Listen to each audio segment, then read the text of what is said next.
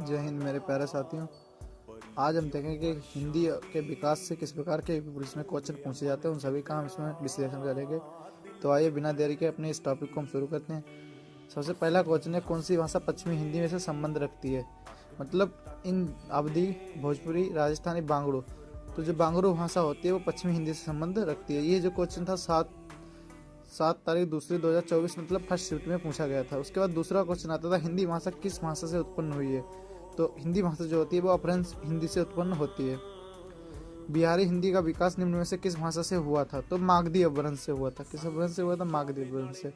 अवधी बोली का अन्य नाम क्या आता है? अवधी बोली का अन्य नाम कोसली आ जाता है। भारतीय संविधान में 22 भाषाओं को आधिकारिक भाषा का दर्जा दिया गया है, जिनमें से ये भाषा शामिल नहीं है। मतलब जो भारतीय संविधान है जिसमें मुख्य रूप से अनुसूची में 22 भाषाओं जिन्हें मान्यता प्राप्त दी गई, उनमें से कौन सी भाषा शामिल नहीं है?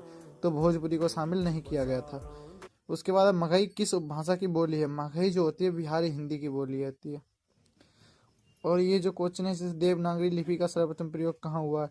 तो जो देवनागरी लिपि होती था उसका जो सर्वप्रथम प्रयोग था वो जयवट के शिलालेख में हुआ था। किसके शिलालेख में? जयवट के शिलालेख में हुआ था। हिंदी दिवस इस दिन के कब मनाया जाता है? 14 सितंबर को हिंदी दिवस मनाया जाता है। भारतीय संविधान के किन अनुच्छेदों में राजभाषा संबंधी प्रावधानों का उल्लेख किया गया है? तो अनुच्छेद 343 से लेकर के 351 तक जो होता है भारतीय राजभाषा का प्रयोग किया गया है, जिसमें बताया गया कि हिंदी जो है भारत की राजभाषा होगी। अवधि का उद्भव किस अपभ्रंश से माना जाता है? तो अर्धमागधी से अवधि का जो मतलब उत्पत्ति हुई है वो मानी जाती है। नागरिक प्रचारणी सभा की स्थापना कब की गई थी? 1893 में। कब की गई थी? 1893 में की गई थी। ठीक है। और आप लोग बताएंगे नागरिक प्रचारणी सभा के संस्थापक कौन थे? ठीक है, ये आप लोगों के लिए हम छोड़ रहे हैं। भारतीय संविधान को हिंदी की मान्यता कब मिली थी? वो 26 जनवरी 1950 को, जब भारतीय संविधान लागू किया गया था तो भारतीय संविधान में हिंदी को मान्यता दी गई थी। इनमें से कौन सी बोली पूर्वी हिंदी की नहीं है? तो बिहारी जो होती है वो पूर्वी हिंदी में शामिल नहीं होती है। बाकी सभी जो अवधी है, बघेली है, छत्तीसगढ़ी है, पूर्वी हिंदी में शामिल होती है। निम्न में से कौन सी बोली पूर्वी हिंदी के अंतर्गत नहीं आती है? तो मगही पूर्वी हिंदी के अंतर्गत नहीं आती है। लिपि लिपि का अर्थ क्या होता है? मतलब पहला है वर्ण लिखने की कला को कहते हैं, या फिर भाषा का अर्थपूर्ण रूप।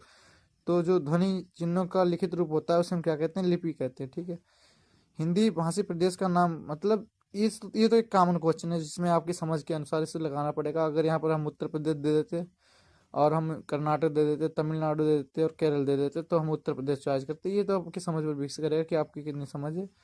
तो आज के ये क्वेश्चंस आपको बहुत अच्छे लगे होंगे। आशा करते हैं कि आप लोग हमारे इस वीडियो को लाइक करेंगे, सब्सक्राइब कर लेंगे चैनल को, और बेल आइकन को दबाना ना भूलें। जय हिंद मेरे प्यारे साथियों। आपने धीरे धीरे तैयारी को करते रहें।